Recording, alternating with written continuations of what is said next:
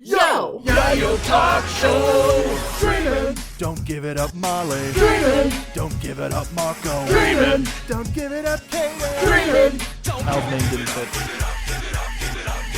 They talk about the show, this group of four friends been going for 1,000,000 years, there's no end. Watching every arc and saga, no sleep. It's the king of anime, 1,000 episodes deep. Yayo Talk Show! Talking about One Piece. It's the name of the podcast. We're not on Vine. Yayo Talk Show. Talking about One Piece. What's up, witches, privateers, and non-binary buccaneers? Welcome aboard the most chaotic One Piece podcast on the Grand Line Internet. Oh boy, are we starting a really dense thing today. Let's introduce you to the crew so that we can just go into it. Captain of the Chrono Pirates, Molly D. Simpy.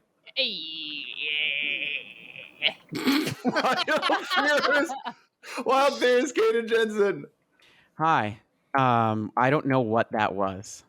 It was the same noise Molly made when we were doing Smash or Pass, Yeah. Skypea.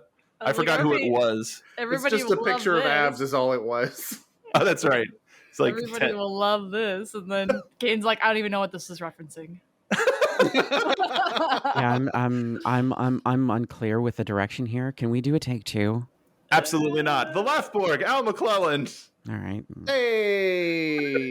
My brand, My brand. my brand. And speaking of dense, I'm the internet's gentleman, Mark B. Donica. The B stands for dense. Welcome aboard, everybody. All right. I'm not certain that that's true, but We okay. gotta. Fine, then let's spell it D-E-N-T-S as opposed to D-E-N-S-E. How about Or that? Does that help? Bents. I was gonna say it's like it stands for Das Bones. Das Bones. Oh, we're not talking about him today. We're talking about the millions of characters that were introduced in the Dressrosa arc. Oh we're my God. finally here. Oh my God. We've been fearing this day for over a year. Like when we started doing the show, I think there might be record of this in spoiler chat where we were like, oh God, Dressrosa, how are we good? We have to watch Dressrosa again. We have to read Dressrosa again. Oh no.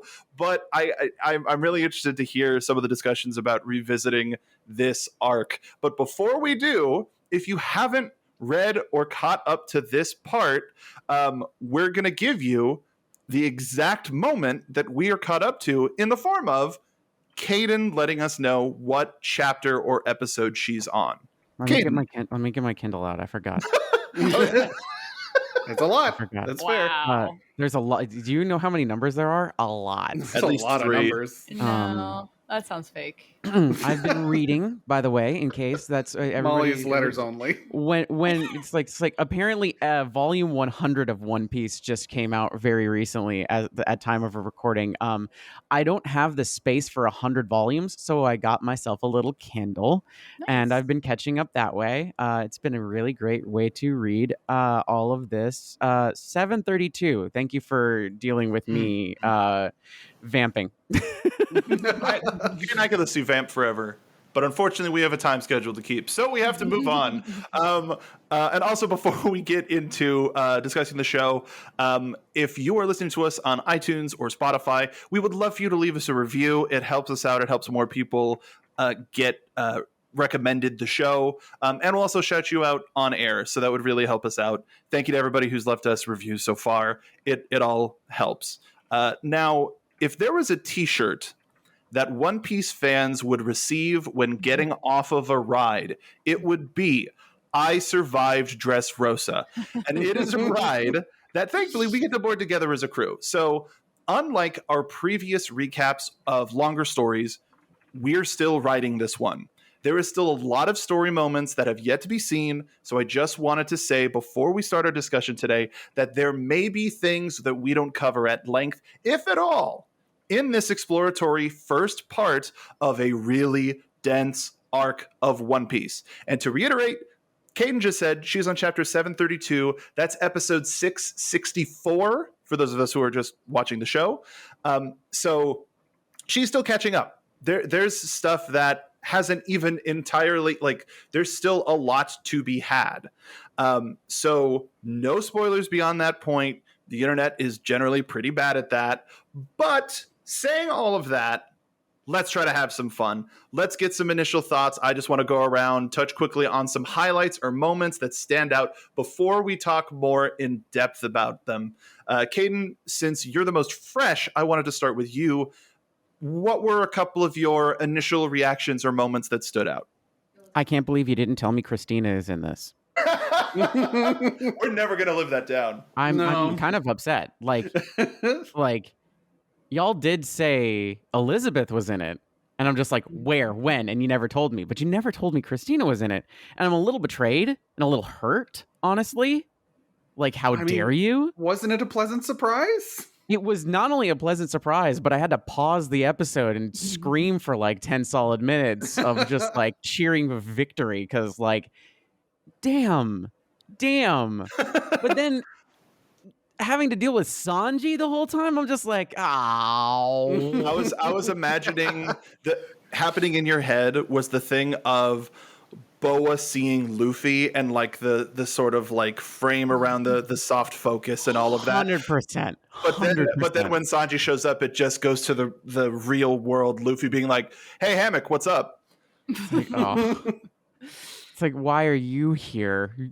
We're having a moment. We're having a moment, and you show up. Just maximum smile to maximum frown every time it cuts between them.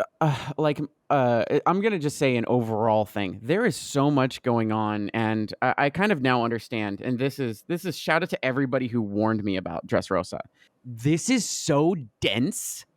Yes. And it feels it feels paced differently. Yes. It feels paced so differently than everything. And I feel like it's because it's setting a tremendous amount of other stuff up and it's building some things on there. And it's also trying to pay off a lot of the buildup that has happened before, because now we have Don Quixote Don Flamenco, who's finally like at the head of all this stuff. And we're seeing actual devil fruit powers and the people that Doffy surrounds himself with, and that it like explaining all this stuff. There's a lot of stuff happening all at once, and it's paying off for a lot of the buildup over the past 600 and some odd episodes, 700 and some odd chapters, while also having to simultaneously foreshadow a tremendous amount of other things that are obviously coming down the line. So it is a delicate balancing act, and it's rough. Like, from a storyteller's perspective, this is where I say something that I'm probably going to like. Everybody's going to be like, yeah. So there was the time skip, and the time skip was meant to be like, hey, look, here's the checkpoint, everybody. This feels like the checkpoint. There's been a lot of payoff leading up to Dressrosa, and there's so much more foreshadowing happening in Dressrosa right now, at least for me. This feels like the midway point. So when everybody's just like was told during Dressrosa years ago, it's just like, yeah, we're only a couple years away from the ending, and I'm reading Dressrosa now. I'm just like hell it is. Like hell we are. No way. It's back to that thing that I feel like Oda was like, he sees the end and is like, oh, well, we're going to have to explain that. Oh, we're going to have to explain the explanation. Oh, we're going to have to explain the explanation of the explanation. And like, I imagine, I absolutely agree with you. This should be the beginning of part 2. But he was like, okay, I have to explain why they're there. Okay, I'm not going to, I need them to show off the power that they've gotten over the past 2 years. So, we'll put Fishman Island there. And it's just sort of been this extension of like this enhance instead of just like glossing over everything. I totally agree with that. I do want to say I don't think Dressrosa is where that 5-year meme comes from. I think it's the next arc that's like, yep, ends in sight in 5 years. 5 more years. Oh, but no. I mean, as we've said before, that has happened every 5 years. So it's there are several checkpoints that happen. That reminded me. I was in the Japan Pavilion at Epcot, and there was some One Piece merchandise in one of the shops, and I was like, yeah, this show's been on for 30 years. They finally started the last arc, and somebody like 20 feet away from me said, Saga. And I went, you're absolutely right. Last Saga, not last arc. Yeah. You're like taking off your gloves and you're like, you approach me. Whatever, man. Jotaro. I didn't show up to start that fight. Yeah, No, he's like, no, right. you're right. You're right. Yeah, Please roll your sleeves back down. foaming at the mouth. You take that back. Were there any was there any particular moment that anybody else wants to talk about, or is it just general reactions is fine. We're fine. We're doing great. Just an overall thing. One Piece is a long form epic narrative, and this arc is a part of that long form epic narrative that's tying all of these different narrative strings together. And also, there's a tournament arc within this arc. Yeah.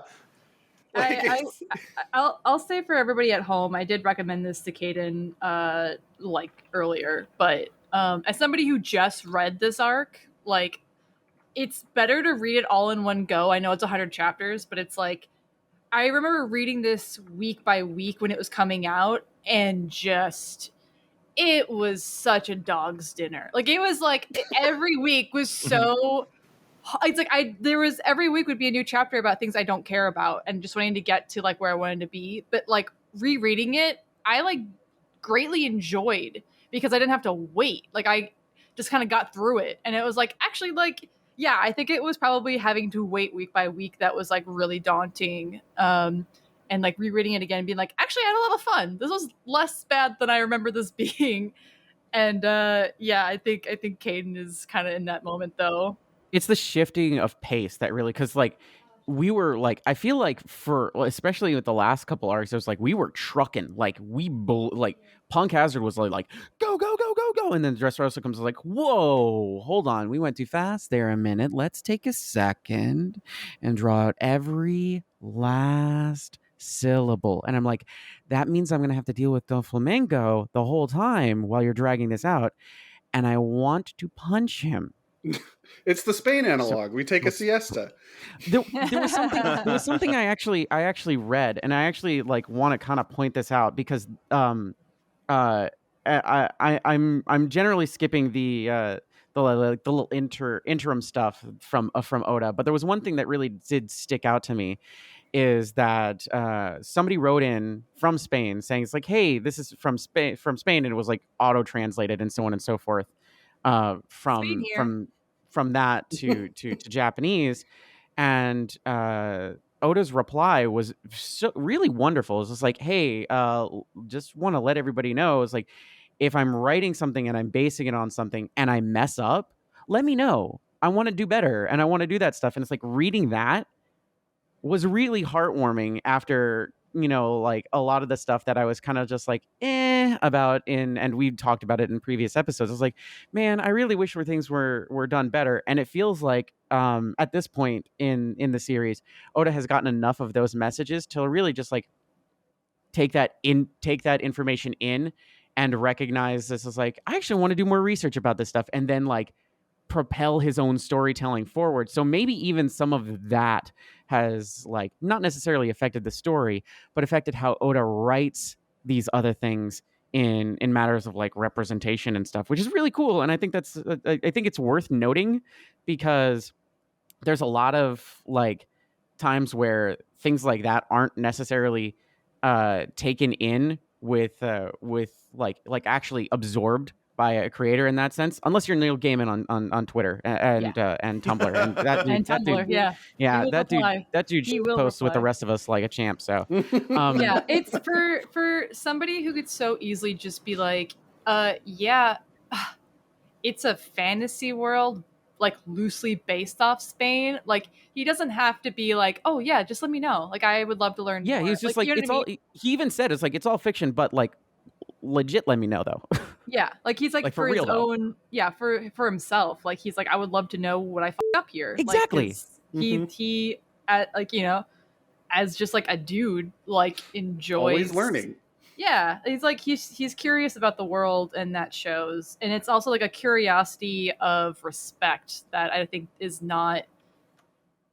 I don't want to say not common, but like not necessarily reflective in a lot of Japanese media. So it's nice to see him being like, I'm sorry, like like let me know. Like, I would love to know why and like why how, like, like outsider's perspective being like, why is that wrong or whatever. Mm-hmm. Yeah, conscientious creator. he gets more inclusive as the show goes on, and it's one of the things that gives me hope about certain character choices made earlier in the show that can hopefully come back around and be rectified by the end. It's I think too it's like you could see the growth because, originally it's just like a manga from Japan, but now it's like a worldwide phenomenon and it affects worldwide audiences, and some of those worldwide audiences are represented in the story, and so it's nice to see him not just be like, well, I want to be lazy about it. Like, I'm sorry. Like, oops, I got it wrong. Like, whatever. Like, he learns from he learns. He learns. We haven't seen a notepad apology from Oda yet. and I hope we never do. What are some other? Is there anything else that we want to talk about, like moments wise from this that stood out to us? Or There's an overall concept again, like because I'm trying to hit more of the abstract stuff because absolutely, and like, I'm down. 'cause I'm super down. I'm like in like the first third, kind of like at the end of the first third of all this nonsense. But the reveal of the toys, like. Yes. And what they were, heartbreaking, Disgusting. like the fact that the toys retain their memories, but when somebody else is turned into a toy, they like everybody around them loses the memory, even the other toys. Like, so there's people around other people that just forget other people existed in certain senses, and it's like, what? It's like, this is such a it's like you could be right there with somebody, and they could be right next to you, but they're just like this real Akuma looking son of a bitch instead of like the other person. But it's them, and they know, and you don't know because you don't remember that person ever exists. It's like, that is messed up. It's a messed up devil fruit. It's one of those devil fruit I feel like should be more of a concern to the government at large. But then it's also like a perfect like devil fruit to get away with it, right? Like, it's like I'm sure Marines went after whoever has it and and I'm sure they're toys. Like, you know what I mean? Like, it's like people, and they never would have known they sent people. Like, it's like, you know what I mean? The whole point of it is just like, okay, so there's this little girl that has this devil fruit to turn people into toys and just boop and everything like that. And she's guarded by one of Doffy's top agents. So it's like, even if you could get to her, she's going to turn you into a toy. But getting to her is such a chore that you're likely going to lose a bunch of people on the way there because there's so many people protecting this freaking kid who's, helping like orchestrate all this stuff anyway. And on top of that, something that we get from the story for our perspective is because she is a subordinate of a Shichibukai, she's clean. Yeah. She's protected, and that's why one of my favorite characters that was introduced in this arc, Fujitora, when they get to the green bit, he asks Law straight out, "Is Straw Hat a subordinate of yours? Because if he is, you're in the clear. No, we're partners. All right, well, your Shichibukai status is revoked, and we're going to take you in." I love how they give us that perspective of, we know that they don't say that outright for that character of, oh, well, because they work under Don Quixote. We get the context for us and understand. With a windmill. We get that context, and it makes it that much more important. Where, okay, well, the government can't do, well, I mean, the government can't do anything anyway, but the government is powerless to stop this because it's within a broken system. So they're not going to do anything. How are we going to stop this absolute monster? Yeah. I brought up Fujitora. I don't know if Fujitora is my favorite character that we've seen introduced so far. Does everybody have a new favorite character from this first part? Or at least in Caden, for you, a character that you can't wait to see more of, sort of a thing? You really want me to answer that question? You know exactly what my answer is going to be. I mean, Violet, Am I right? Yeah. Concerning Violet, well, yeah. Cool, great. We can skip me then. It's the one that's voiced by Christina. Anyway, moving on, as if anybody's surprised. Okay, cool. She's kind of mean. No, she's not. She's like the best part is like she's not. She just pretends to be. What a very like What a sweetie. Kind of mean, but soft nougaty center. It's the same thing. It's honestly the same thing with the Boa Hancock situation. It's like, oh, it's like she's kind of mean. 3 seconds later, oh no, she's just very sweet and pretends to be mean as an act of self-preservation in situations that are not under her own control. It's like, yeah, I get that. I feel that. That's a mood. I'm right there with you. Big high five. Also, autograph, please. Thanks.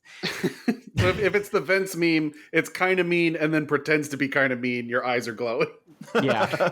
See, the thing is meanwhile, there's Robin, which is the other way around. It's like pretends to be super nice, is actually kind of mean. And I aspire to that. I aspire to actually just like, no, Nico Robin, I'm sticking up for myself. Nonsense. It's like I want that energy. Meanwhile, I'm over here being Boa Hancock instead. It's hard to kind of pick people at the moment because, like, with no spoilers attached to it, Oda does the thing where it's like whenever he wants us to take people seriously, like for like these are like the next like these guys like here's their bounty and like they've killed every woman that they've ever met ever and like throw babies off cliffs. Like he has this ability of trying to explain to us why we should be worried about certain new characters that kind of overdoes it. Like he kind of bastardifies them. And then later it's like, oh, I like that guy. Like, oops, all bastards. I feel like every new character we're meeting in this first part are all depicted as bastards. Like, yeah. Why would you like this person? Like, this guy's an asshole. It's a lot of like that mentality in this first part. So I don't want to say who I like because I think that'll be a bigger spoiler for later as to why. But secrets. Yeah, it's funny. It's like it's not even just a tournament arc. Again, it's like a tournament arc of people we probably should have heard about at some point because Oda is trying to explain to us why we should be worried for Luffy to be in this arc. Here's what you missed over the past 2 years. All of these people gaining notoriety that are the worst generation, like post worst generation, worser generation type of people. Then I guess I would whose design do you like the most? I guess would that be a better question? I mean, personally, I'm with you, Mark. The Fujitora design of like Zatoichi, the blind swordsman, is awesome. and also like the concept of blind justice. Yes. And him being introduced, I mean, first of all, you can tell from a character design and how intricate they are that they're going to be somebody important. But his introduction at the roulette table and the resulting everything with being face to face in the tension with the Straw Hats, like, and then the reveal afterwards of like, oh no, that's the new admiral. Oops. I loved all of it, and I can't wait to see more from him. Well, and his walking stick is a samurai sword. Yeah, it's really cool. It's just really cool. Through gritted teeth. Damn it. It's so fucking cool. It's a specific type of sword too. It's the ones that look like a practice sword. I can't remember what they're called. I don't know. Rudy Kenshin, remind me. Did you just light a candle by your shrine? It's funny that like when you said like what's your favorite character design and you brought up him again, and I'm like, I already forgot about him, and I forgot that there are Marines here. Like, I've got a list of like all of the characters that are introduced in this first part, and I've also got their images because especially for the Don Quixote family, I was like, who is that again? A lot of these are like ex-members of Aerosmith looking people. Macho Man Randy Savage. Yeah. I think just off the top of my head, I like Barto's design just because I like the Way of the House Husband show. Like it's very like it's very kind of like, you know, younger street Yakuza guy with like piercings and stuff and being like, oh, you don't know, do you not know who I work for? Like little injecting bitch a little mentality. punk. Yeah. That why you little energy. Yeah. And his very, very ability where he crosses his fingers and over his arms, like that's a thing kids would do in Japan to be like, I have a Yes. force field, you can't hurt me. It's like literally that. Cootie shield. Oh, Rebecca as well. Like I've been enjoying Rebecca. Rebecca's cool. It's one of those ones where I'm just like, come on. Come on. Yeah. I'll Again, talk about I mean- it in a later episode. I have thoughts on this, and I can't Okay. talk about it yet. It's a reference to like Red Sonja, which is basically like girl Conan the Barbarian, but that Yeah. had a male writer and a male artist. So Yeah. take Yeah. what you will from that. I just wanted to point out that the Fighting King Elizabello II looks like an off-brand version of King Hippo. He looks like a potato with legs and a crown. And I forgot how, like, there's so many people.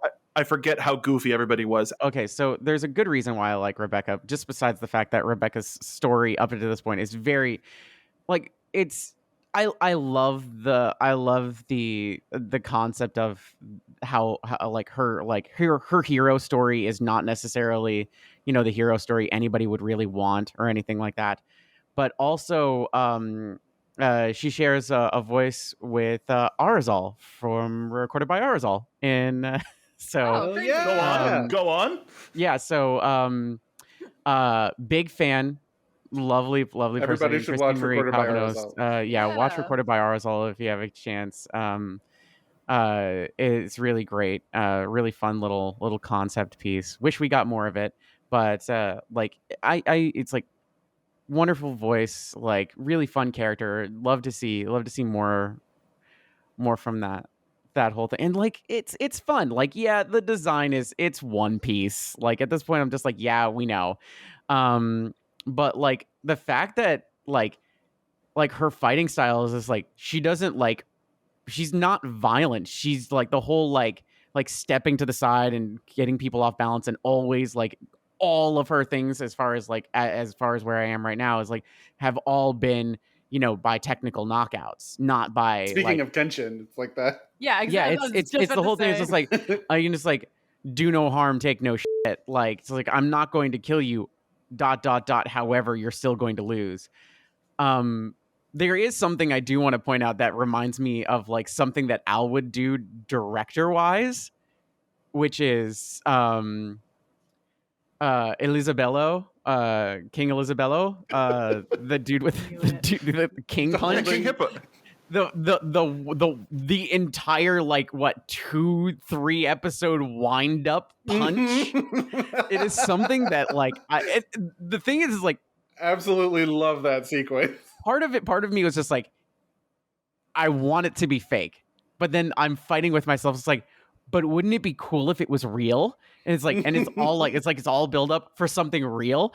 And it's like, yeah, but it would be like it's funnier if it isn't, but it's like true to One Piece if it is, but it's also true to One Piece if it's funny, but it's also true to One Piece if it subverts your expectations by being both funny and also devastatingly destructive.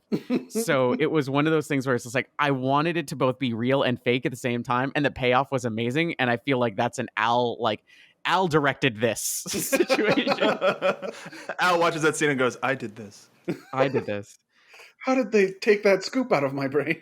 I'll teleport it into Oda's brain and be just like, this is how you do it. The scenes for all these tournament arc stuff is like very. I know it's like I totally agree about the pacing that you said, Kaden. Like it's very fast paced, but it's I think the best way to describe a lot of these like tournament arc rounds is main character syndrome. Like it's one person being like, you idiot, you've activated my trap card, and then him being like, nani, and then somebody else with another trap. It's like everybody using their Super Saiyan like power to like one up each other, and it's like that's why I feel like it's so jarring, because you're like, I don't know who to focus on, because all these guys keep getting one upped by somebody else.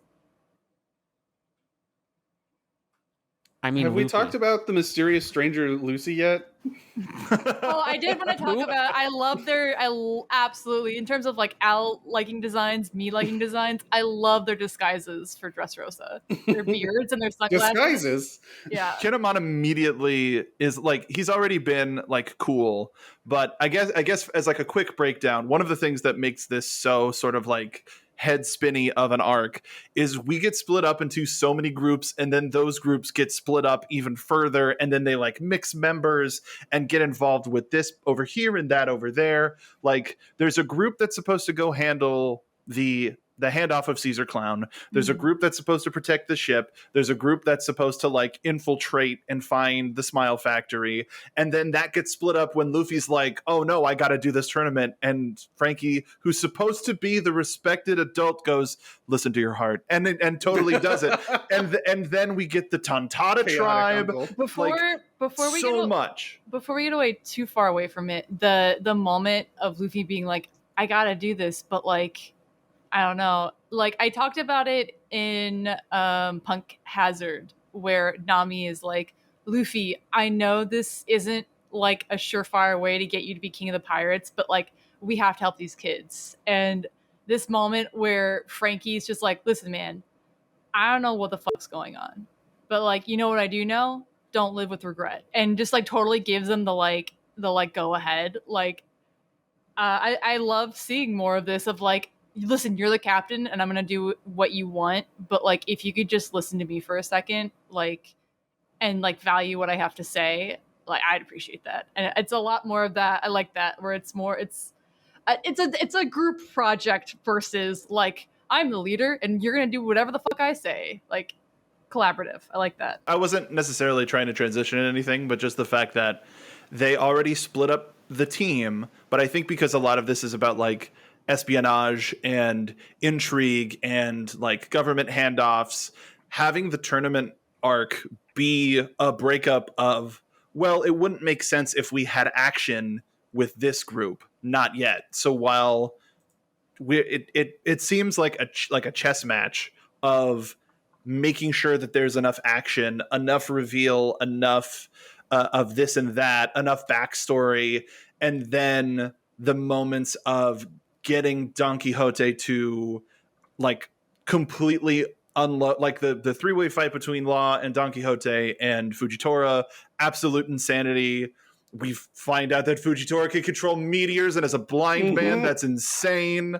But like, I really feel, and like you mentioned, Molly, about reading this again after the fact, they really expertly split stuff up into a place of like, oh no, I wanted to see what that was about. Okay, I guess, oh, you know what? This is interesting. Oh, we're going back to, but I wanted to see, and you just, it's so dense. It's so dense. It's like Oda played Boggle with the plot. He just shook it all up, and okay. And it worked.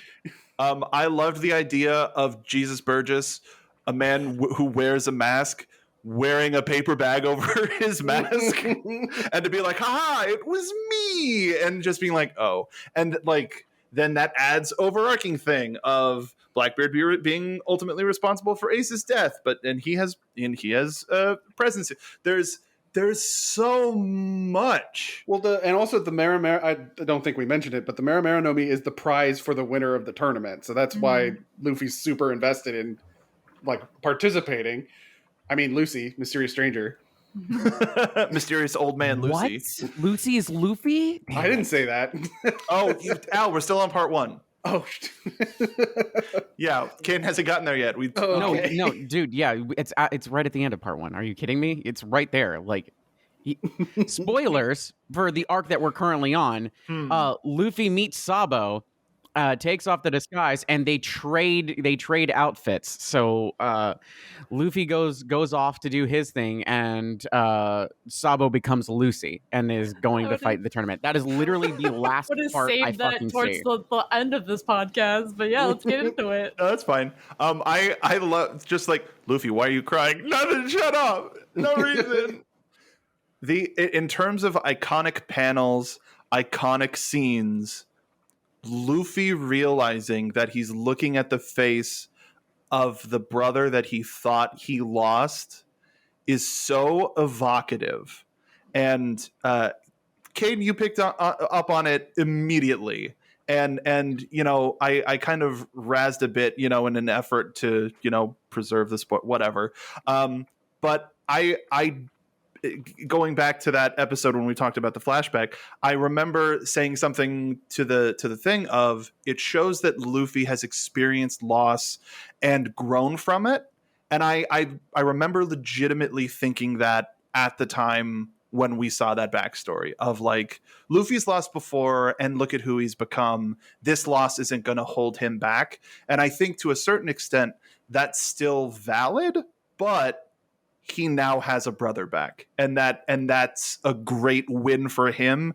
And it seems like now we're on the upswing for him, where stuff's going to start going his way. Yeah, this is like, I feel like this is where we're finally starting to get to the wins again, because even the wins that we've gotten up to this point have been kind of like tainted or bitter or upsetting. Sabo existing is the beginning of Luffy's big upswing. And I feel like no, that's prediction stuff. Never mind. But like, I feel like this is the beginning of Luffy's big upswing, and it's going to carry momentum through almost the rest of the series. Like, this is going to be like, we're going to be racking up, you know, wins. There's going to be some losses, but it's going to be a lot of like wins and a lot of new friends and a lot of like grouping together and like understanding that this isn't just a Straw Hat situation anymore. This is a world situation, and everybody needs a person to like get behind, and everybody like Law is even at the point of just like, crap, it's gonna be Luffy, and it's just like, yeah, it's gonna be Luffy. He's the main character of the series. Have you not been reading? But it's just one of those situations where it's like, this is the beginning. This is the beginning of stuff for Luffy. Like, this is Luffy's real beginning as a pirate contender, because up until this point, it's been like, you know, building yourself. Yeah, he was up until this point, he was just an indie creator getting into a bigger field every time, and now it's just like, I would like to unveil to you my greatest creation, cooler pirates, and everybody's like, oh crap, this guy's made AAA now. Well, I think it's the difference between being like the king of the East Blue versus the pirate king. Yes, like not a subcategory, like the whole. Exactly. And like, the sunflower shirt is great for his brand. Absolutely. It really is. Yes. 100%. Like, there are online stores that sell that, and it's one of those things, anytime I get those like targeted ad on Instagram where I'm like, is today the day where I get like super weeby and get this shirt? I love his like Master Roshi disguise. Do we need Dressrosa disguises on our art of just like mustaches for everybody? Mustaches and hats. White beard with pigtails. Sunglasses. Sunglasses, a third or fourth hat, depending on which person it is. A smaller hat on top of my top hat. Yes. A bowler hat on top of the top hat. Perfect. So what do you think happened with Sabo, Caden? Not even going like super into it, of just like, why is Sabo appearing now? Thematically, it's appropriate. We need to give Luffy hope that there is, you know, it's like, not all loss is permanent, which is where I feel like Luffy kind of left himself after losing Ace. And even though he's been a little bit more like, he's back to his normal self, he's still kind of like feeling it. So like the idea of, you know, Sabo being there and being around, it's necessary for Luffy to understand that you really can never tell where life is going to take somebody and when you will meet someone again, friend or foe. And Luffy's great at turning foes into friends. But you hit my transition before I did. Yeah. Speaking of people we never thought we'd see again, Bellamy? I hate this dude. This is again another one that I knew Kane was gonna be mad about with us. I hate this. I mean, like, good thing we'll never see him again. No, we hammered it home so much, and I would like to hope that, like, beyond hope, that there was a shred of Caden buying that. Of, okay, thank God we don't have to see that asshole again. No, it all went away when y'all were just like, you never know who's gonna come back in One Piece. Like 10 episodes of Yayo Talk Show ago, I'm like, cool, great. So I hate all of these people. Can't wait to see them again. She's gonna love it when Polly shows up again. That's what I've been saying. Can I quit the podcast again? No. If there's one thing that I would like to connect from early Yayo to now, it's that rope of Polly. Oh my god! Coming back. If it wouldn't completely f up the recording, I was gonna be just like, if I just leave right now, what would happen? The sound of clown shoes leaving, Discord door closing. Conk, conk, conk, conk, slam. Yeah, this guy. Man, Shut we up, were Mark. just talking about him and What?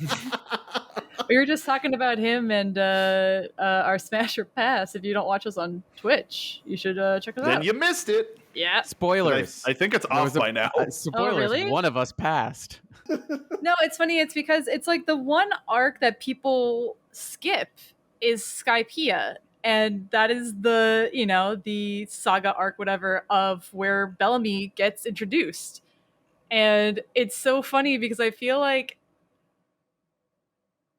it's going to sound really mean, and I don't mean to be mean, but like out of all the arcs, I think before I reread this, I would be like, just skip it, whatever. I think I would be like read Skypiea, skip Dressrosa, because it's before I reread it, I was like, I just remember this being like the worst arc ever and hating it, and it was mostly just about the pacing and reading it week by week. Like, but it's just so funny that both of the arcs that people are like about both have Bellamy in it, and I don't want to say it's because of Bellamy, but it very much could be because of it. See, here's the thing, and Molly, I'm gonna get angry now because you're right. You're right.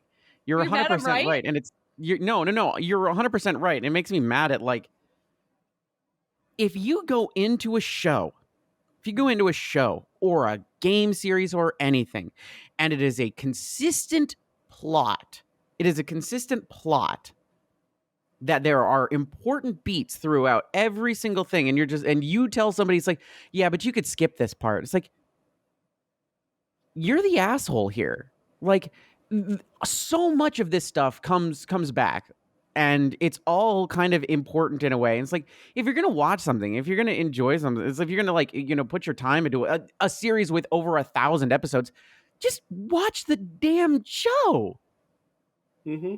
Are there gonna be parts that you're not gonna like as much? Yeah, that's kind of all entertainment, fam. But like, there's so many people who are just like, yeah, you can skip Mass Effect 1 and just go to 2. And it's just like, oh, absolutely not. Well, here's the thing. I did my research on that. And when you do that, you get the worst possible ending in Mass Effect 1 when you start Mass Effect 2 without that save data. And it's like, so you're telling me to go into this in the worst possible situation. And I use that, even though I haven't really played Mass Effect, as spoilers to everybody. I've never actually, I started playing Mass Effect 1 like 6 times and I keep giving up at the Mako. Sorry. Whatever. But I'm in the sense of just like, if you're going to do it right. If you're going to enjoy something, enjoy it to its fullest. And when you hear somebody say, it's like, well, you could just jump right over that part. And then so it's like if I skipped Skypiea, there's so much there that doesn't make sense at all once you get to the new world. Like, once we get to Fishman Island, there's stuff that's talked about in Skypiea that pays off at Fishman Island. And there's stuff that happens in Skypiea that pays off in Dressrosa. And you don't get that, like, oh, wow, that's cool moment, even if it's Bellamy. Ugh. It's like, you don't get that moment. You don't get that, that sense of just like Luffy being just like, oh, it's this weirdo again. You don't get to have that aha moment or that oh moment with the characters. You're just like, who? And then you go on Wikipedia and you read it and you're like, oh, whatever. And it's not as impactful to you. And you miss a lot of the intent in the story itself. So anytime, if somebody says, hey, well, you can just skip over this, don't listen to them. Like, don't. Like, I would say the only time where that doesn't apply is filler, because we actually did skip a little thing of filler in between Punk Hazard and well, this. the thing is like, well, I didn't. Oh, okay. Plot But like, conducive. Exactly. the thing is like, there filler in anime is stuff to bridge the gap between, oh, we need more stuff, or like, we don't have time to actually finish this out for a season, and this is a good stopping point, so we're going to finish they're buying the finish the mangaka season time. here. Right, it's either buy time or to give a more appropriate ending and or beginning or middle point for something for an animation staff. Yeah, you can flitter through that as you will, because it's technically not really canon, but it's also like, it's fun. You can get great character moments, and like, that's where all the fanfics come from anyway. Like, if you're on AO3 reading fanfics of your favorite characters, but you've skipped the filler that has more of those characters, why? Get out. Why deprive yourself of content? It's very obviously like learned behavior from, like I haven't learned previous shit. previous experiences with other anime. Like, I can't say for sure every single anime is not going to waste your time in certain arcs or, like filler and things like that, but One Piece is an anime and manga that like everybody comes back, everything is relevant. Like, there are things that are happening in like the up-to-date chapters that I had to go back and reread, like the very first, like couple arcs that are paying off. Like, this is something that you should be watching and reading every single thing, because they're listen, when we say that Oda is God, that's not a compliment. Like, it is fact. Like, Old Testament. this guy is big braining everything, and if you love payout for stuff, like, he's giving it to us, and so it's worth. Like, that's why I've been loving rereading to catch up with where Caden's been, because it's been opening my eyes to stuff I've forgotten about entirely, to stuff that's like, again, it's getting paid out. Like, everything has a purpose. Like, Oda is very like, I don't mean control in like a bad way, but he has control over his world building that is like, everything has a purpose, and He's very deliberate. It's a lot of moving parts to remember. Mm-hmm. This arc is the culmination of like the first time we meet Bellamy. He has that like smiley tattoo. That's Doflamingo's mark. Mm-hmm. Like, all of that builds up. You figure out how like expansive Doflamingo's influence in this world is. Like, he is a next level pirate of just the number of strings he's pulling across this world. Let's just let that one sink in a little bit. Molly's genuinely laughing at. That's the one that got me today. The only one. That's the one. One. Man. Okay. I'm trying to. Yeah. I'm trying to think. The only thing that we didn't really talk. We haven't talked about like all of the people in the Colosseum, but I figure that's something that we can hold on to. Like, I have a feeling that a lot of those characters are going to pay off more in the second third of this arc. Well, especially Bartolomeo, we learn that he's fanboy. I love Bartolomeo. Can I talk about how, like, if it's not Viola, it's Bartolomeo. That's what I thought you were going to say, and then I was proven very wrong. I mean, you know I have favorites, but like, I love Bartolomeo. First of all, fangs, 10 out of 10. Mm-hmm. 10 out of 10. Open shirt, fuzzy, just like fluffy jacket with the short pants with the little fluffies. Dude, this dude rocks. This punk affectionate. He's also like really cool devil fruit, the barrier fruit. Love it. Mm-hmm. It's like you see this dude and he's like, oh, this guy's gonna be the jerk, and then he's just like, oh my gosh, autograph please, autograph please. Robin's here. It's like, oh my gosh, Nico Robin. Oh my, Lucius Luffy. Do you think you'll sign my shoes? It's like this dude is is like this dude's the dude who walked into Hot Topic at 13, became a One Piece fan, and then kept the goth movement going forward, but kept all the weeb stuff at heart. Like, this is the anime fan at heart, but keeping the Hot Topic like goth aesthetic alive. Became manager of the Hot Topic and started like scraping all of the One Piece merch off the shelves before anybody else could get it. This dude rocks. talent. I love this. I love the design. I love his attitude. I love his energy. It's like there's so much cool stuff here that like there's like, again, yeah. I love Bartolomeo a lot, and it's just like that energy. Like anytime something cool happens, and then Bartolomeo's there, I'm just like, I'm gonna be validated in like 3, 2, 1, and then Bartolomeo's just like, whoa! I'm just like, thank you. That was my reaction too. Like, thank you, Barty, for everything. I think a couple times in this podcast we've kind of like hinted that there is another character that is like the quote unquote us in this world. Like we kind of talk about how Usopp is like, yeah, this guy's got common sense. Like the rest of us, like in a normal setting, would be reacting like Usopp, but Barto is the like the other aspect of who we are. Is like the one that's like Luffy's there and it's like plot is happening, and in the background he's like, oh my god, it's I can't like, believe it. yeah, him fan reacting is the most relatable.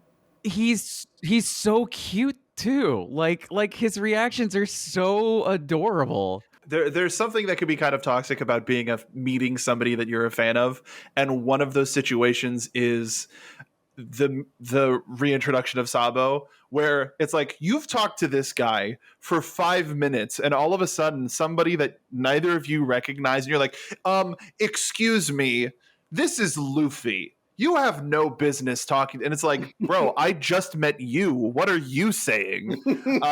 And so like, it's a very accurate portraying. Immediate gatekeeping of like, all right, man, calm down.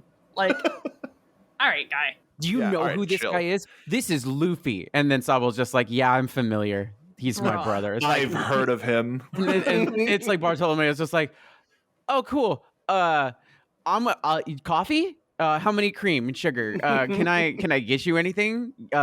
Cool. All right. I'm gonna go see myself out, and by see myself out, I mean I'm just gonna go run headfirst into a wall for a minute because I'm dumb.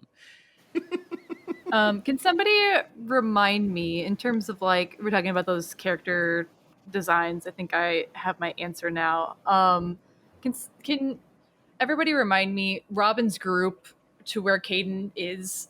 What was the most recent thing that happened to her group? I just don't want to say a spoiler by accident, but they've already met up with the Tontata tribe. Okay, great. That's all I needed to know. Yeah. The designs for the fucking CP9 people or like the CP0. CP0, like crazy. Like Is it like golf scores? Like they got promoted? Yeah. it must be, right? They failed upwards.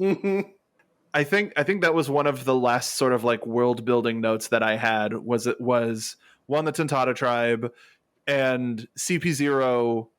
I didn't want to hear Cypher Pole ever again. Yeah. And now we're like, well, guess what? They're back. Yeah. It was Fun. just crazy to see the setup for that scene though, because it felt very much like Water 7, where like they were casually like at a cafe or whatever before they were going to the meeting point, and just seeing them walking around. Like when we first see them in Water 7, it's like because there is a festival going on and everyone's wearing weird masks. And then we find out, no, that's just their brand, actually. It worked out well for them this one time that there was a festival happening. And then, like, these fucking freaks of the week are just, like, owning it. Like, It's always a festival where they go. yeah. Yeah. And again, it's like, it's a town of, like, half the population is toys. But also, like, a little freak of the week. These The festival don't start till I walk in. CP0 stands out, and it's funny that CP0 stands out in an entire like a nation that is half toy people. And it's like, how much of a look at this freak do you have to be to like beat out a talking one-legged wooden soldier? Like, damn, y'all are weird. You're a bunch of weirdos. Yeah, in a country that has like normalized toy people as a part of society, And dancing with someone and immediately getting stabbed. Yeah, you thought.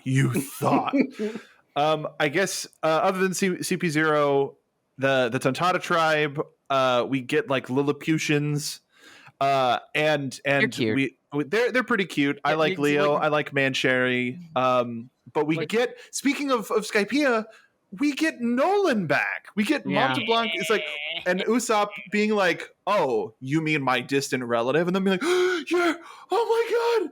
And it's one of those things where it's like, Usopp, shut up. how have you not learned that anytime you open your mouth, something bad's gonna happen? This is a bad idea. Also, every time he said something that was a lie, it turned out to be true. Ooh. Yeah, Usoland.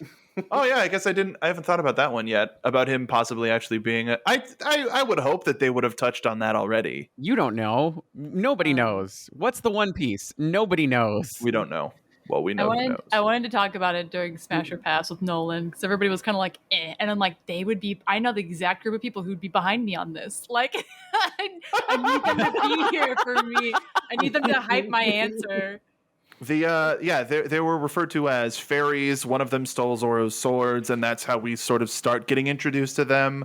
And then on the way to exchanging Caesar, Robin and Usopp sort of get dragged down into this world, and Law's just kind of on his onesie, like, uh-oh. And that's when stuff starts to really escalate and break apart. Yeah, bad things don't happen because Law's alone. Everything's fine. I did love that moment though, because it was one of those things where like Law adamantly says like, I don't need you guys, like I'm strong by myself. Okay. And like, but like everybody else is kind of like, yeah, okay, but we're still gonna help you. And this moment Robin's like, yeah, we had a situation down here. You're on your own. You can handle it, right? You've only been telling us you can handle this shit. I mean, you entire said time.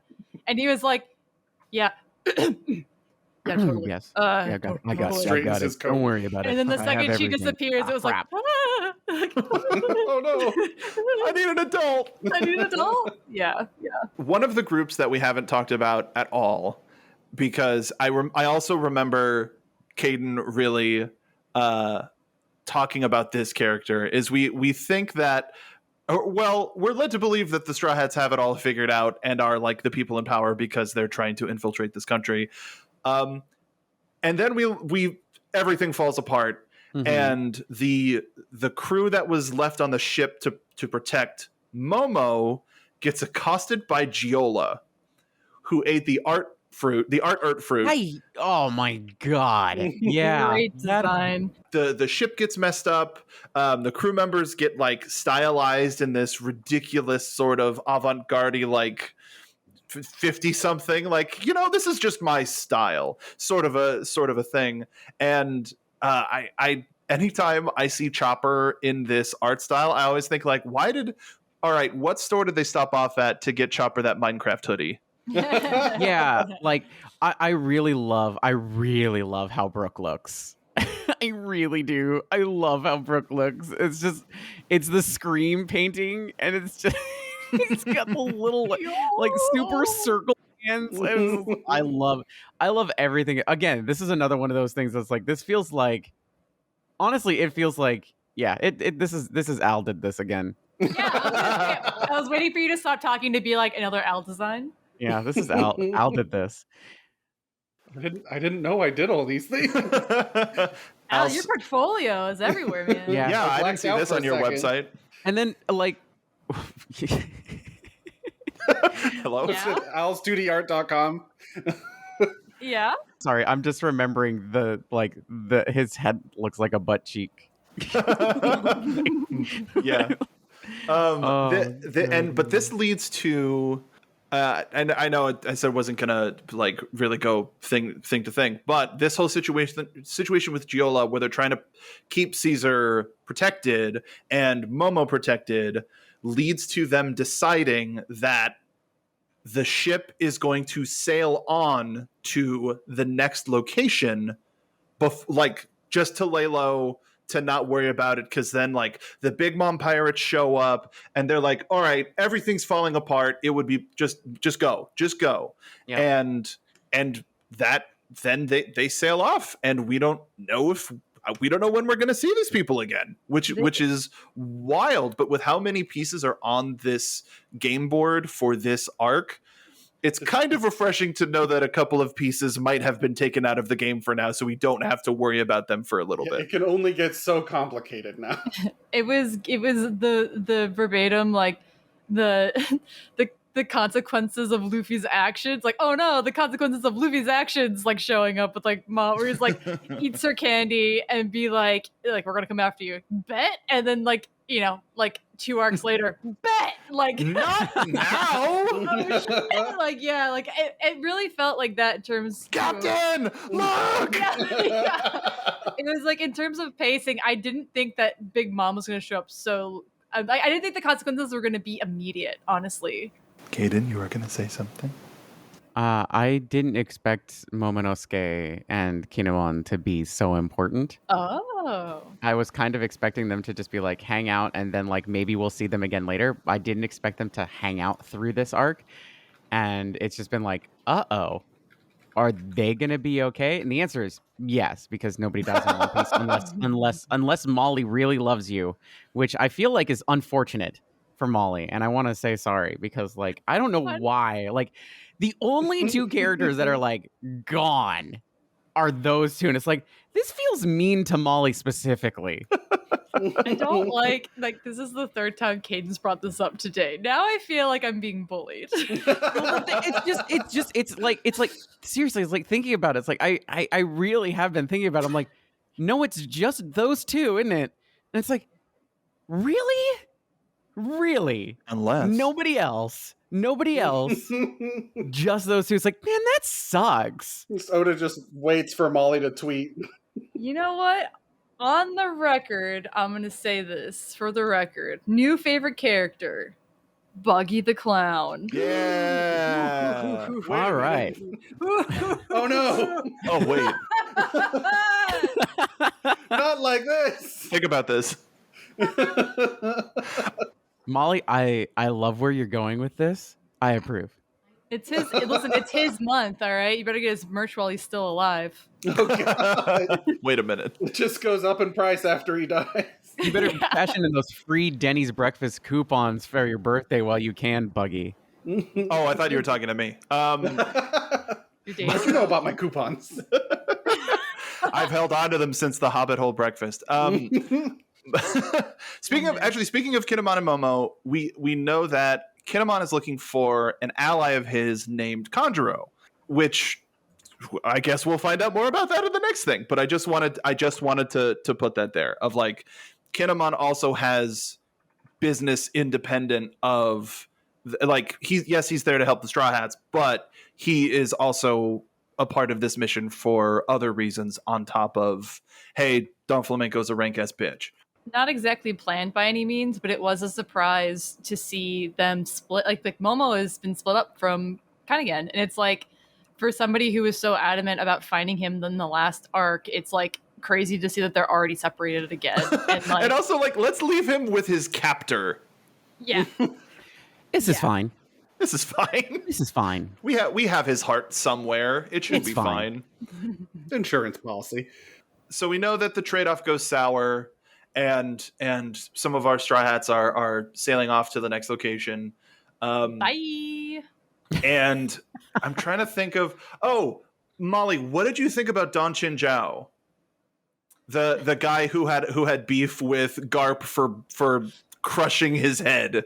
I don't necessarily love him as a character, but God, if I don't love hearing about like Garp flashbacks. Like I love because it's like, again, it's like Garp is somebody that we know is a big deal, but they haven't told us why yet. Like it's like there is no, it's more of like this guy's a legend, but we're not going to tell you anything of why he's a legend. And like this is like a small taste of like his many adventures as a Marine. And I love, and it wasn't even like crucial to the plot, right? Like Oda added that in as a treat. Like that was just like to give this guy flavor.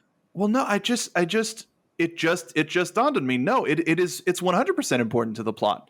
It shows the personal effect of the military and the Marines, of how much like a legend of the Marines can affect on a person-to-person basis, and Luffy single-handedly trying to counteract that hurt and becoming a symbol for change, that what the Marines do isn't permanent and the world can change.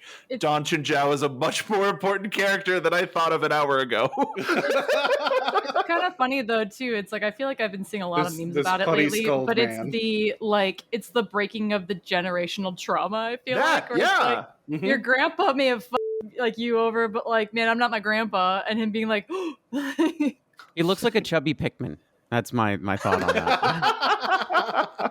that. That's I love the fan. I like that Chubby it's not just Pikmin him, standing on a right? fan. Like I love that it's not just him; it's him and his like family. Like it's Yeah, like it's he really has his, like, it really is kind of nephews like or his a grandkids. Mm-hmm. Yeah. I like how much like, again, I said this was dense, and it really is. They introduced a ton of characters, but they're giving enough time to everybody to like really like you said, Don Chinjiao and the whole like there's enough there to like piece apart new stuff that's currently happening, and like how far things go back, and like having it like, it's like, I know your grandfather is like you said, Molly, is like, why? What? Like how And- important is Garp in all of this? Like, thinking about it, is like, is he really even that high up and high ranking in comparison to everybody else? It's like, but like, why is everybody else is like, oh, Garp, and it's like, you're Garp's grandson? Ah, crap. And it's like, what do you know that I don't? What's happening here? Yeah, it's crazy. We'll get clarity for that probably at some point. But like, I hope so. also Who when you think knows? about it, though, like this is somebody who has the ability to. I mean, like this guy has enough, cred in the Marines to be the only person Roger could like hand his kid to. Like he could have very easily given it to his crew and like known that they would have protected them, but knowing Mhm. that like Garp has enough cred to hide the son of the Pirate King, because like he has like in the East Blue, right? Like it's like his home Mhm. home island like is protected by him. We see it after like, or just before the time skip after the Marineford fight, and him bringing the influence of like, on par with Whitebeard's flag for Fishman Island, having a giant like billboard saying like, yo, the Marines are protecting this island, so back off. Like it, and he has the ability to be like, yeah, I mean, my name is enough to protect this island. Yep.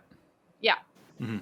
So I love that. I don't necessarily like the characters, but I liked and it, again, we're kind of going back to early One Piece, like stupid like character premise, where this guy has a pointy head, and Mhm. it's like, This dude No. with Had a a pointy head. bent ass head. and like, and then like that's all Garb did was just punch him directly on the top of his head. But like also like his whole character trait, like he's like, this is perfect. Nobody will be able to get to my treasure this way because I'm the only one who can break the ice. And like it immediately fucking him over. It's very Looney Tunes, like very like silly early One Piece plot. My master Molly- plan.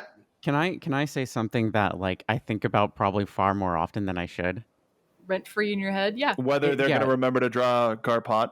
It's not that sentence. It's how Molly said it. The delivery of how Molly said it lives rent free in my brain at all times. And anytime Garp is brought up, my brain immediately plays that audio in. It's like, do you guys think they're gonna remember to draw Garpot? Do you think they're gonna remember to draw Garpot? I always I hope imagine- Oda remembers to draw Garpot. I always imagine that one comic where it's that girl trying to sleep in bed, or it's like her brain being like, "Hey, are you awake?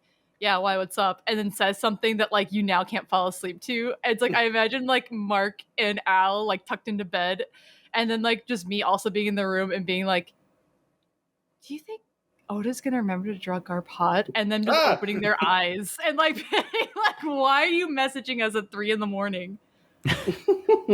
I'm like, I'm concerned.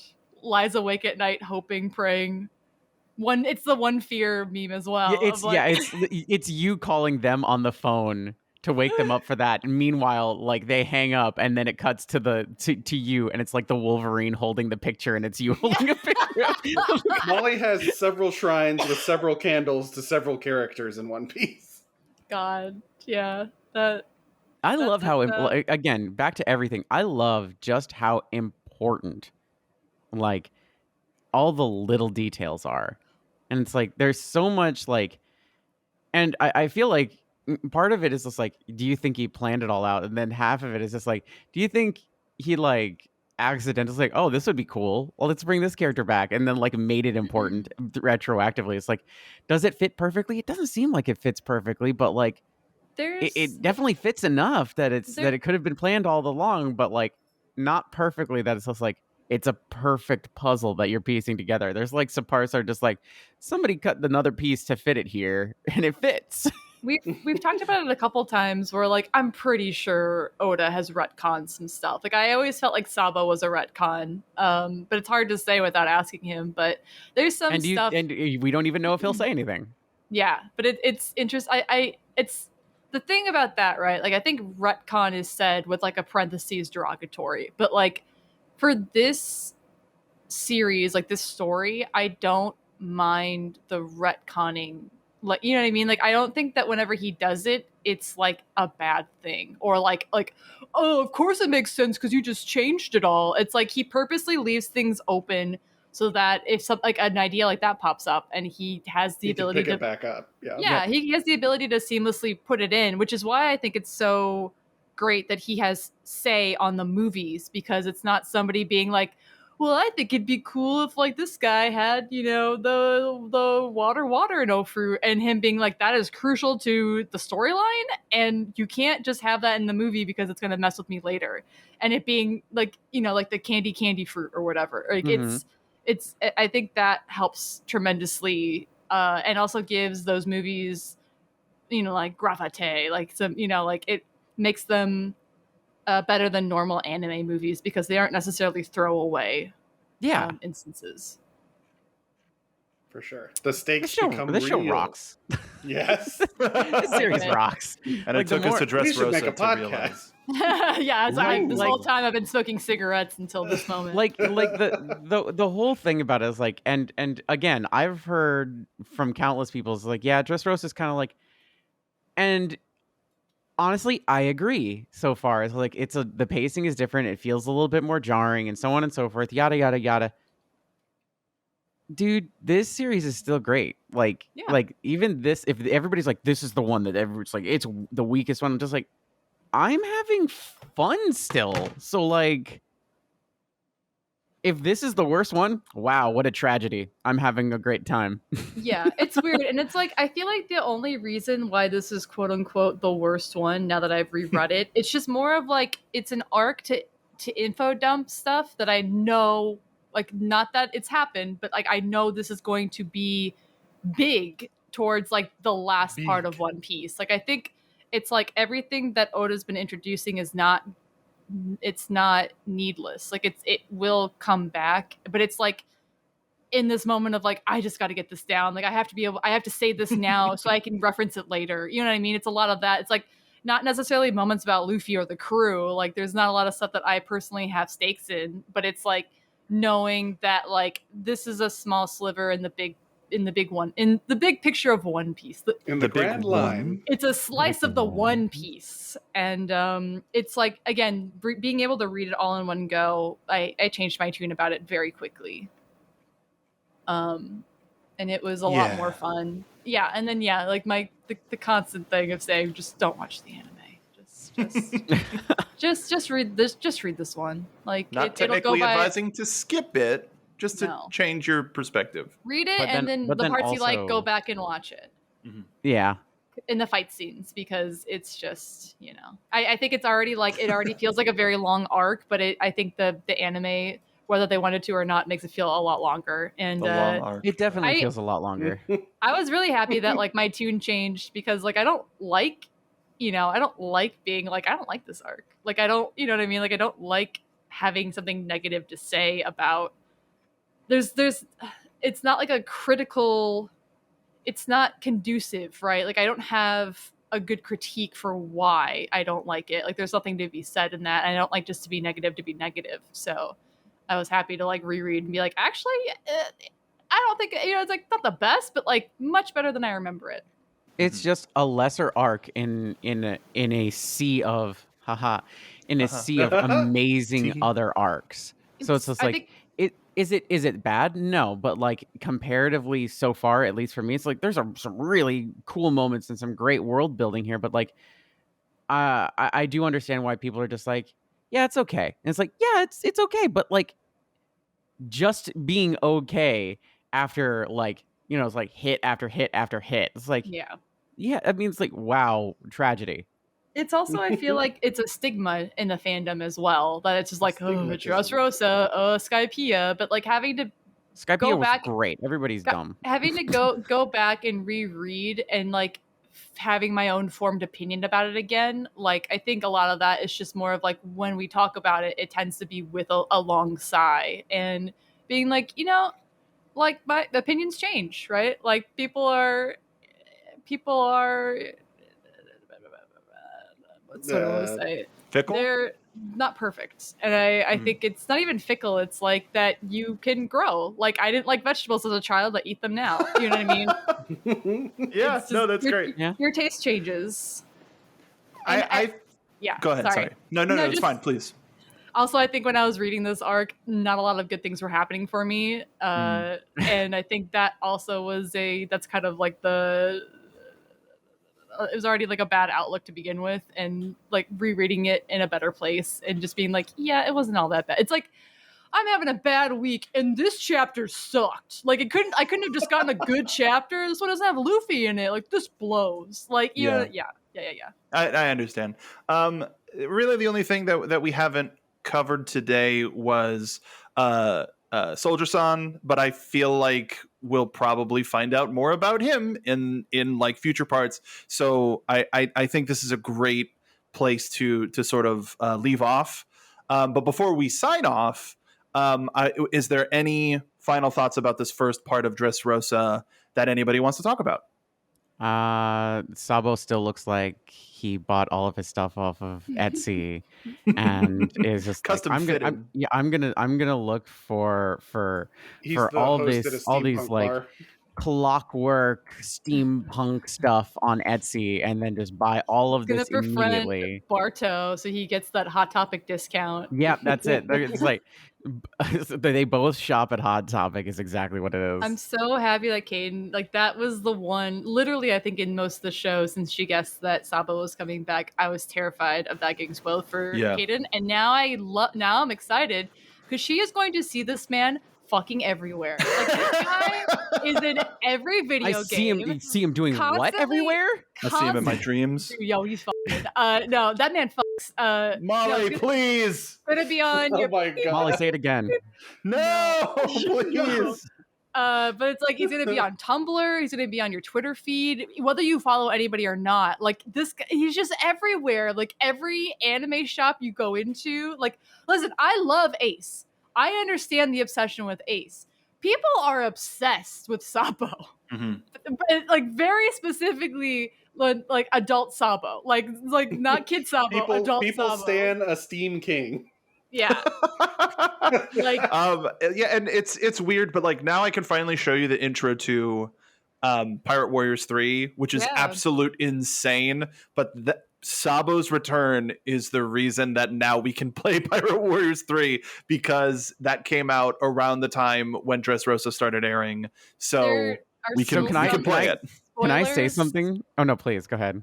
Oh, there are some spoilers that Kate needs to get through this arc before we play the game, but okay, fair enough. I mean, I'll type in chat why, but and then go ahead, Kate. I have a different thought, but it's probably so you. I'm gonna probably like disappoint everybody again. I'm really sorry, literally everybody. You remember how I said I really kind of don't like Law that much? Like he's a fine character, but I don't really understand why everybody's obsessed with him. Anywho, Sabo is the exact same thing for me. That's fine. No, I'm with you, Molly. I don't get the Sabo obsession. And that's fine. At Like, least Law, you that's do, Oda's like- wife's favorite character, so it's like we will disregard other respect for her. But Disregard into the respect for Mrs. Oda. listen, she was to me, Nami in the first Sabo's stage value. Sabo's value is entirely tied to like Luffy's feelings about him. Like, oh yeah, his brother. Oh, Luffy's so happy. Like that's the important part of Sabo. Maybe this is me channeling my inner Molly, but it's like you're not Ace. I was like, well, here's the thing. I think the obsession is like this one's already come back from the dead. Like, there's no way he can double die. Ha! And like people like holding on to him with like tight, like just like holding on with all of their might and being like, Don't you you can't take dare. him from us, Oda. And like, yeah. But yeah, I think it's a lot of like, like holds on to you tightly. Like we can't lose another one situation. I was reintroduced to Sabo today, and if anything happens to him, I'll kill everyone in this room and myself. I'm The year I'm of the our other Lord. I'm the other person that's grabbing Sabo by the neck, and I'm just like, I will throw you into the depths of hell to grab the other one back. Tradesies? I will sacrifice you in a second. I don't know who you are, and I don't care. The thing I like about Sabo though, because he's like the brother who came back, is that you can't have Sabo around without him immediately referencing Ace. So I get a lot more Ace content when it's like the video game of being like, my two brothers. This is my whole character. I have two brothers and I love my brothers. Molly Man, just my has a brother- Pavlovian response. My dead brother Ace would sure love this Dr. Pepper. Like it's like every line, Yeah. it's like he brings up Ace, and it gives the like animators a reason to be like Ace like appearing in the sky and winking down Crossfade on between him. Yeah. It's like him being like wink, like Ace sipping a Dr. Pepper, winking. I like. Hey, did you know what Ace's favorite food was? Flashback. Blue? Yeah, it's like, but it's like, I like sidestepping Sabo because behind Sabo is some comment about Ace I get to like revel in. It's the Simpsons meme of seeing the incrementally Yeah. cuter lamb. Like, get out of here. Get out of here. Like you've done your job. You're just here for me to start a conversation about Ace. Yeah. Yeah.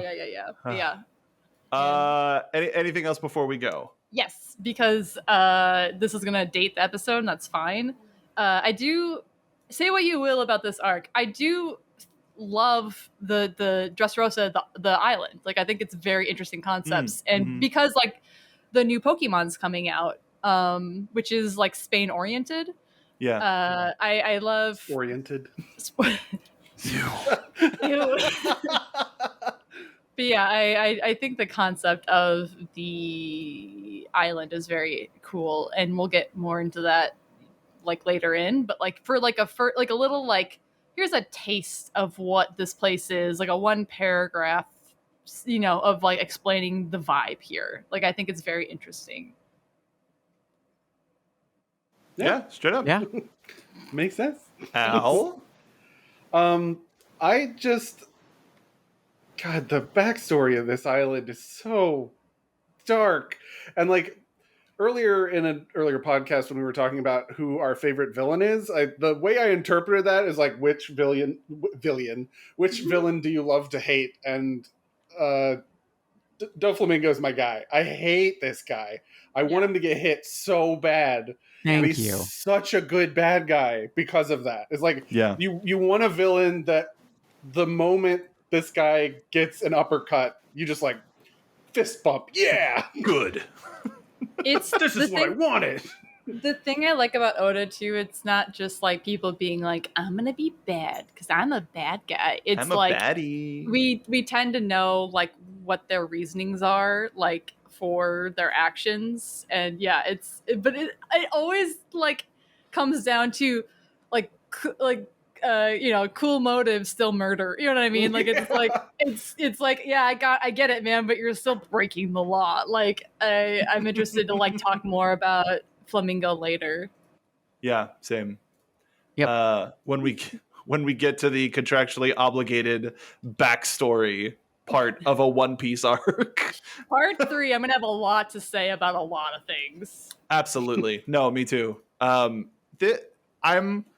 legitimately surprised that we talked about Dressrosa for less than 2 hours. I know ultimately like the total runtime is going to be like probably 5, but I feel like even more so like this is a good place to just sort of take our hands off the keyboard, step away, and we'll be back to talk more about more Dressrosa soon. Next episode, we're gonna take a fun jaunt to I think this is the first time we've actually done this on an episode and not on Twitter, so we have enough foresight. We're gonna be talking about a One Piece 3D Mugiwara chase. So watch it because it's 30 minutes. It's really fun, and we go into some really fun places with it. So make sure that you've got 2 weeks to look at this movie. Look at this movie. Look at this dog. Look at this Moogie. What a chase. Oh, jeez. We all get one this episode. Listen, it's Groner City Central, baby. I connected the dots as to the title of the movie. I finally got that. No. Yeah. Molly. Yeah. Proud of you.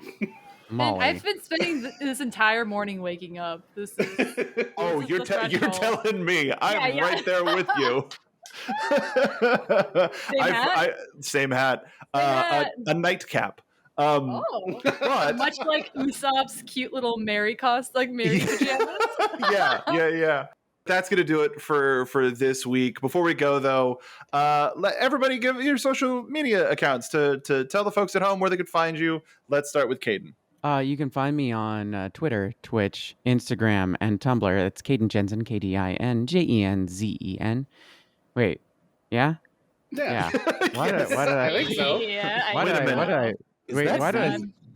Is that me? Oh my god. You can also find me on listen, the ADHD is hitting hard today. But you can also find me on TikTok, which is where I generally like scroll through things to mitigate the ADHD. It's Real Caden Jensen, REALKDINJENZEN. You should also follow Al on TikTok. Al?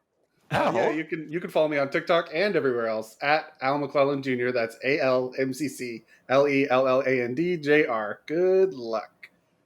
You can follow me on Twitter, Twitch, and Instagram at Mark B. Donica. You should also check out our Yayo Talk Show shop at tinyurl.com/YYT shop. I love the stuff that we're both working on, as well as the stuff that's in there now. Get a hat on a hat. Check out our new Buggy the Clown stuff. It's all embroidered. It's so bug mugs. Oh God, it's so good.